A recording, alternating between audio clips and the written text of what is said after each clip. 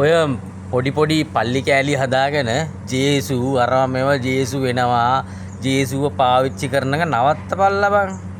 අයි ඔහොම ආගමට අගෞරව කරන්නේ. ජේසුට අගෞරව කරන්නේ. ජේසු වෙනවා අප්පුඩි ගගා ගීතිකා ගියේ ඈ ට්‍රැක් එක පැන්නා ජේසු හම්බුණා කියලා එකෙක් ආවා මම දැක්ක මේ තවත් පොඩි කොල්ලොත් එනවා මේ ජේසුගේ මේ සීන් එක දාගෙන.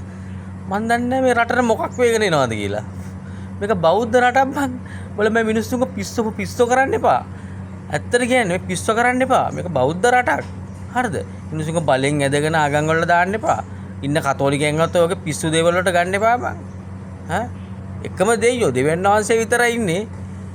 ජේසු කියන්නේ දෙයියන්ගේ පුතා කියලා කිව්වට දෙවියන් වහන්සේ දන්නවනේ. දෙවියන් වහන්සේට මල පැනලා තමයි හැමදේම කරන්නේ. දෙවියන් වහන්සේ කැමැත්තට පිටින් යන්න බෑ. ඒක නිසා ඔය විශේෂයෙන් ඔය බොරු පල්ලි හදාගෙන එක කෑලි හදාගෙන හෝල් වල සින්දු කියන එක නවත්තපල්ලා.